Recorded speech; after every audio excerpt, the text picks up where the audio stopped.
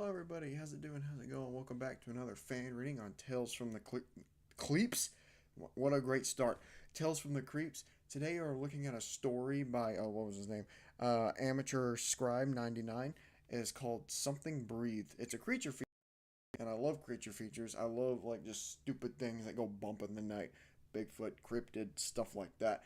I only read a little bit into this, so I don't really know what it's about, but it sounded fun, really interesting. It's a kind of a short. It's kind of short, but not that long. It just seemed really fun. Oh my gosh, that intro felt terrible. I was rambling. Let me start over. Hello, welcome back to another fan reading on Tales of the Creeps. Today we are reading another fan story called Something Breathed. It's a creature feature. I read a little bit of it, but I don't know too much about it. So everything past the first few paragraphs, I'm blind to. So that way y'all get my genuine reaction as I'm reading this. So thank you, Amateur Scribe 99, for letting me read your story. I'm pretty excited to get into the rest of it. And without further ado, Something Breathed. All right. Before I get started, it's storming outside. I don't know if you can hear it or not. And my dog is right next to me on the bed, breathing kind of hard. I don't know why. He's just being a dog. Anyway, I'm sorry. Something Breathed by Amateur Scribe 99. Growing up in a small Midwestern town has many drawbacks as it does benefits. To the youth of such a town, though, the drawbacks far outweigh the benefits. Cold winters lock you inside and isolate. Blistering summers thicken the air with moisture and making a visit to the local pool a requirement. Spring and fall is where the magic happens. A time of the year when being outside was either pleasantly warm or perfectly chilled. In September 2003, Benny, Marty, and Patrick found themselves stranded at the local park. They laid in their grass, forming a triangle. Their bikes lay scattered nearby, fallen where they had. Oh my gosh! Fallen where they had when the boys first arrived. The overcast sky threatened to rain, but the trio knew it was bluffing. It only rained when the clouds were real gray. These were just ashen. Benny sat up and looked at the other two. I'm bored. That sucks, Marty replied, still gazing at the sky. So am I. Ditto, Patrick chimed. Benny huffed, then got into a sitting position, and his friends followed suit. They sat in a tight-knit group, each boy mulling over possible activities in their heads. We could head back to my place and play Pokemon, Patrick offered. Nah, Benny and Marty said in unison. What about the river? Marty countered. We could head down there and skip some rocks. You kidding me? Patrick scoffed. I'd have more fun drowning myself. Marty rolled his eyes as Benny smiled. That was his turn in the hot seat. His mind was as barren as a salt flat, dry and windy. He rubbed his forehead in consideration, digging with imaginary shovels in the cracked ground for anything useful. The cry of a bird overhead stole his eyes from the salt and towards the sky. A memory came back to him in a flash. Late last year, around Halloween, Benny had been in a similar predicament to the one he had now faced. The only difference being he'd been stuck in his room, rather than with his friends. For entertainment that night, Benny had elected to have a staring contest with the ceiling. He wasn't sure if he was winning or losing, or if he could, even if he had staring contest with something without eyes. Such was the way of his older brother, found him as he passed his bedroom door. Hey, Jared said from the doorway. What are you doing? Bored, Benny replied, not turning to face his brother. Jared came in and sat beside Benny on his bed, glanced briefly at the ceiling, and gave Benny a good shove on the shoulder, causing him to bounce. Benny sat up, rubbing a sore shoulder. What was that for? Jared ignored his younger brother. I was just wondering if you ever been to the factory outside of town. A quizzical look crossed Benny's face. No, never ever heard of it. Where is it? Not too far, maybe half a mile past the Cenex if you head down Jefferson Street. It's an old metal working factory, machine shop or something. Anyway, my friends and I are used to go there when we were in middle school. Jared leaned in close. You want to go check it out? Benny thought it over. Sure, he said. Just before 8 p.m., the pair left the house under the guise of going out for food. Before long, the streetlights faded away, leaving only headlights to pierce the darkness. Jared's old Ford grumbled along the road, eating up pavement as it went. Elongated shadows twisted and danced at the roadsides. Vague silhouettes of trees across fields stood against the sky, so dark blue it might as well have been black. Nerves dancing in Benny's gut, but his brother's confidence gave him comfort. Less than 10 minutes after they'd left town, Jared turned off the main drag and onto an old gravel path. There was nothing more than 2 gravel lines crowded by underbrush and trees which loomed overhead like curling fingers. After a few bends, Jared took one final turn, and the path widened, revealing a tall metal building set behind a rusty chain-like fence. "Here we are," Jared said. "The old factory." Benny scanned the structure through the windshield, feeling a chill run through him, not knowing if it was excitement or fear. Probably a bit of both. They didn't go inside the night. To Benny's disappointment, but that shadowy building remained in his mind, waiting for an opportunity to re-emerge when the time was right. "Ain't no way I'm going in there," Patrick said, crossing his arms. "Scaredy cat," Marty said. "Think it sounds awesome." "So you guys want to go?" he asked. Marty nodded, but Patrick only scratched his cheek. "I don't know," he said. "Well, gosh darn it. What is going on?" I'm reading it from my phone. My phone went black. Sorry. Has never happened before. Where was I? Alright, Marty nodded and Patrick only scratched his cheek. "I don't know. What if we get hurt or nobody's around? Then one of us will bike back to town and get help," Marty replied. "Won't we get in trouble for being there?" "We'll be real careful then." The 2 boys went back and forth for a while, but Marty ultimately won out. They made plans for the following Saturday to meet up at the Cynics just before 10 a.m. From there, it'd take about half an hour to bike along the road to the factory. In no time at all, the trio started up with a huge, decayed building before them. In the daylight, it was clearer than paint on the outside was flaked and rusted. What remained was dirty, caked with dusted and mildewed. The sheet metal roof had once been a dark green by the look of it, but had now sun-bleached a sickly pastel. Surrounding the complex was the rusted chain-link fence at regular intervals, along with no trespassing signs as rotted as everything else. Some hanging up. Oh my gosh, it did it again. Where was I? I keep losing my place because my phone keeps turning off. Some hanging by the single... Alright, some signs as rotted as everything else, some hanging on by a single screw. Off to the boys' right, where the fence curved to the hedge of the forest, was a bent section of chain link that created a gap wide enough to crouch under. Each boy went through the gap one by one and approached a side door that hung loose in its frame. With a little elbow grease, they managed to jerk it free. In doing so, the trio tumbled back into one another, and the door swung out and clanged against the building's side like a struck gong. The sound echoed into the cool air, and it was carried off by the wind. The boys looked at one another, at their surroundings before stepping into the building. The only light in the place came from a doorway behind them, some yellow windows far above, and a half-dozen skylights cut into the ceiling. Dust hung in the air, disturbed by the sudden motion. Overhead, a network of catwalks snaked along the walls and over the shop floor. Dozens of large machines sat like headstones in the dark. To the boys' right, in the back corner, was a loading dock of some kind.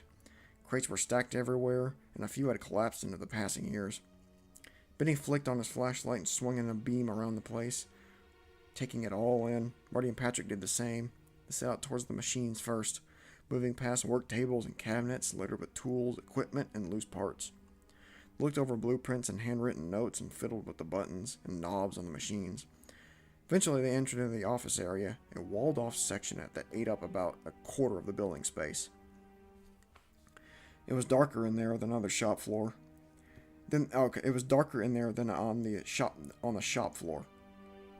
But the boys were able to open the decrepit blinds and let some jaundiced sunlight in. Desk after desk stretched in neat rows, and paperwork littered everywhere available surface on the floor. Benny picked up a few sheets, but found the text faded with time and illegible. Things stored in filing cabinets Things stored in filing cabinets fared somewhat better, but they were all shipping manifests, invoices, and company correspondences. The first and only interesting document came from within the owner's desk at the top floor. The drawer had been stored in was a deep, like a filing cabinet, and a bunch of other documents in it. This one had only stood out to Benny because it had been separated from others, like the boss had been looking for it specifically. He slid out of the drawer and laid the folder on the desk. Across the tab, in the top right corner, handwritten in pen, were the words "duck and cover." Curious, Benny flipped open the folder and began to skim the documents held within. In the event of a reported nuclear detonation, the boss was to pull a lever in an office, which he would sound a unique alarm to signal the workers. Everyone would then evacuate to the bunker located on site and seal themselves in for 30 days. One of the pages in the folder was a... Oh my gosh. One of the pages in the folder... Oh, crud. I keep losing my place.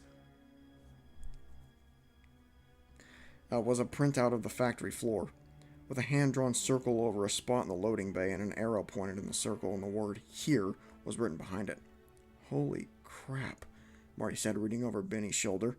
No kidding, Benny said. Set the paper down and glanced around the office. Behind the desk near where they stood were two small levers set into the wall. One was a faded red color, clearly labeled "fire alarm." The other was a nondescript gray with no label. Both were pulled. "Guys, we gotta find that bunker," Marty said. "I'm not going in if we do," Patrick stated. "Oh, don't be such a chicken, Pat. Look, I don't like being here as is. Man, can't we just leave and go do something else?" "I want to see the bunkers too," Benny chimed in. Patrick looked between his two friends in light disbelief, then shrugged. "Fine, but I meant what I said. I'm not going in." Yeah, Marty replied as the three of them filed out of the room. It took only a minute to find the hatch. A few boxes had piled over it, but once they were cleared away, its circular shape was undeniable. Despite being rusted to hell, it looked like something you'd see in a submarine. Heavy hinges bolted into the concrete and faded red valve at the top. Arrows pointed both clockwise and counterclockwise around it, labeled lock and unlock respectively. Marty grabbed the hand and tried to twist the counterclockwise, but it wouldn't budge. Benny and Patrick gave it a try after, to the same result. Stood around the hatch, staring down at it like mechanics trying to work out how to pull an engine. "What if it's not even locked?" Marty asked after a moment. He reached down and grabbed the hatch's edge and lifted. Crunching came from the edges, but with a little more juice and some help from Benny, the hatch swung up, revealing a pitch-black hole beneath. Little rungs serving as a ladder disappeared down into the dark. Marty laughed and high-fived Benny. Patrick stood with his arms crossed, looking like he smelled the roadkill. "I'm still not going in," he said to the other two. "Fine," Marty said. "You stay up here and keep watch then." Patrick looked at Benny. "I'm cool if you don't want to go in." Benny said, "It's up to you, Pat." Patrick sighed, then through his nose. "If you guys aren't back in half an hour, I'm closing that door and locking you in there."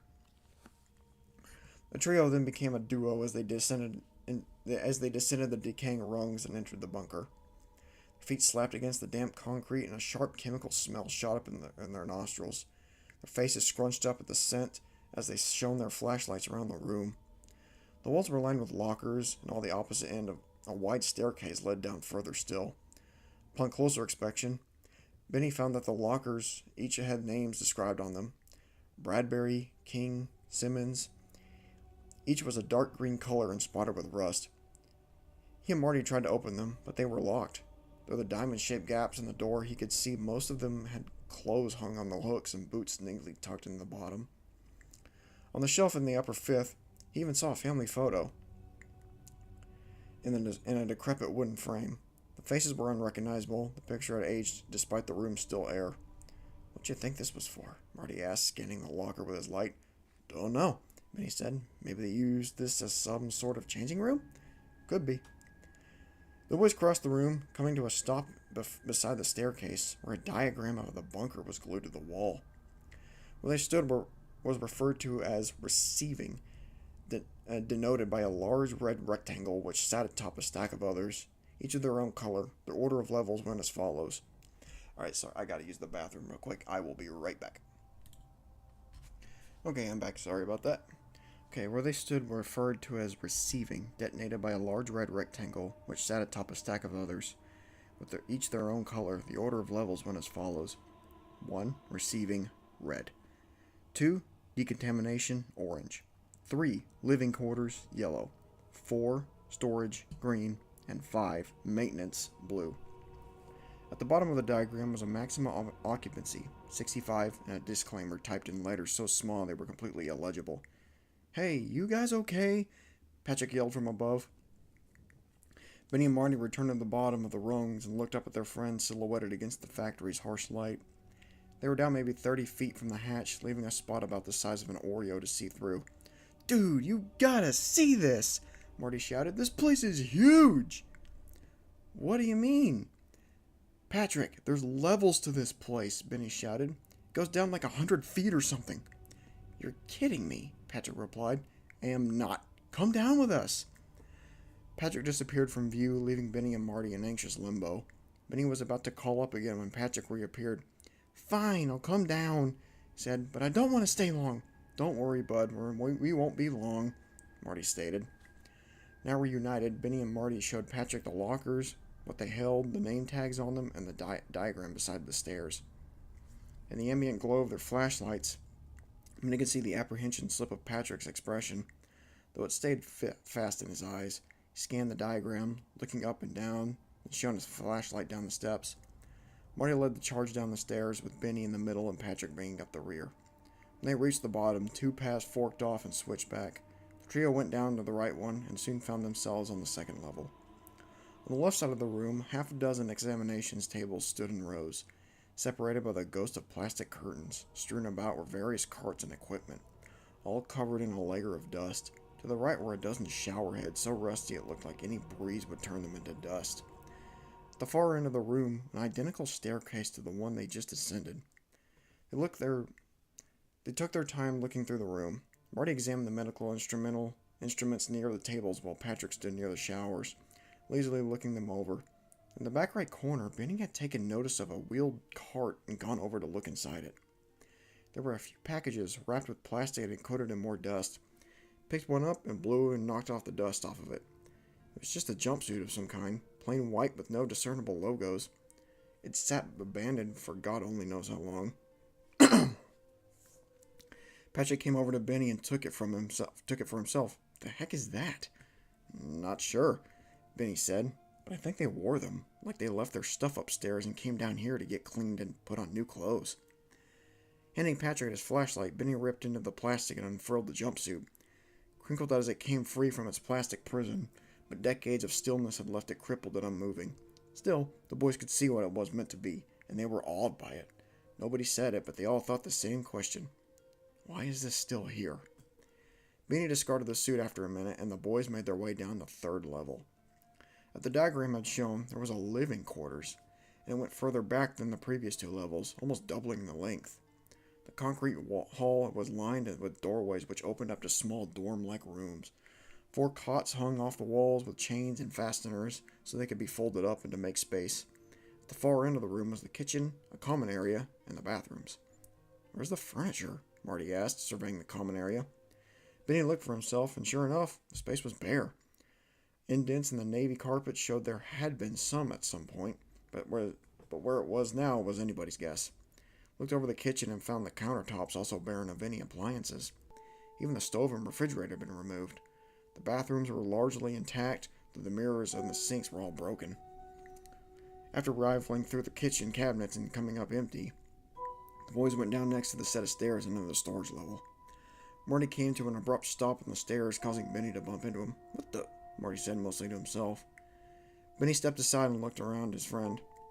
The room had been stripped of all its shelves and any items they held. Splatters of various colors stained the floor, which glittered with shards of glass and metal lids. The room smelled sweet and rotted. The flashlights followed the loose trail of mess until they rested upon the staircase across the room. The shelves had been stuffed into the opening, along with the upstairs furniture. Benny's breath quickened, and all 3 of their flashlights' beams shook over the makeshift barricade. In spite of his fear, Marty stepped up the stairs, and a squelching crunch came from beneath his sneaker, giving him pause. Then he continued. Each of his steps sounded like tearing tape. Benny moved to follow, but was stopped by Patrick's hand on the shoulder. Looked back to find his friend tearing up with fright. "Don't go," said his voice shaky.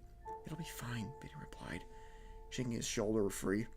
I feel like they're walking into a nest of some kind. His shoes clung to the floor with each step, and he had to be careful not to lose them when he picked up his feet. Benny caught up to Marty, who stood before the clump of furniture with admiration in his gaze. "What do you think did this?" Marty asked. "Don't know," Benny said. Looked over to the diagram beside the staircase. Maintenance would have been the next level. Okay, sorry, that was a quote. "Maintenance would be the next level," he said. Marty rubbed his chin, then leaned in with his flashlight, poking it through the gaps of the barricade. "There's more stuff behind it," he said. "Think it'll go all the way down." "Probably," Benny remarked. Turned back to check on Patrick, swinging his flashlight across the room. Sart jammed in his throat. On the wall between the openings of the staircase, a phrase had been smeared in dark red substance. Something breathed down there. It stole everyone away. Benny screamed, prompting Marty to whip around and see the inscription for himself. Patrick poked his head around the corner and caught sight of the words as well. All three boys wailed in unison, and a chorus of voices echoed through the barricade staircase. Sorry. It just kind of it feels like a Scooby-Doo moment, where they see something scary and they're all like hugging each other, just That's a great moment though, I love it. It's very fun. Okay, where was I?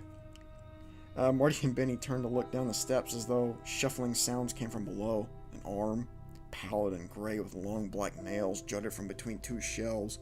A ghost of a face peered from behind it, the eyes reflecting their flashlights in two pinpricks. Heavy labored breathing came from more than one mouth behind it. Ooh, it's got multiple mouths. The boys bolted for the exit, Patrick still screeching. Benny pumped his legs as hard as he could, the growing choir from below egging him on. He heard a wet thwack from behind, and Patrick wailed, "Marty!" Benny turned to see his friend laying face first on the concrete. One of his shoes had gotten stuck, and he tripped over it. Marty raised his head. Tiny cuts dotted his face, and a fresh stream of blood ran out of his nostrils. He had a dazed look in his eyes. The clicking of shells being shoved aside grew in intensity. The chorus of screams turned euphoric. Patrick kept it from the staircase and went to Marty with Benny at his side. Together they lifted their friend to his feet, but it was obvious Marty couldn't walk out of his own. They tucked themselves under his shoulder and carried them back to the staircase. Benny's flashlight fell from the grip and clattered to the floor as he hefted Marty up. They ran as fast as they could. They passed through the living quarters, decontamination, and finally reached receiving, where Benny's heart fell into his stomach. The rungs. He and Patrick brought Marty across the room and laid him into the spotlight of the hatch. His head lolled on his shoulders, and his eyes were loose and distant. Patrick held the shaking light over the staircase while Benny shook Marty. "Marty!" he yelled in the boy's face. "Come on, dude, you gotta climb out of here." The boy squeezed, his eyes shut tight as Benny's words, but nodded slowly in response. Twisted and grabbed the second and the last rung, using it to pull himself up. Benny guided him by the waist, helping his feet find the first rung. The shrieking of their pursuer grew in volume, and Patrick looked back in fright. Without a word, he shoved Benny aside and grabbed Marty by the belt, pulled hard and sent Marty to the floor, causing his head to slam against the concrete again. "Patrick!"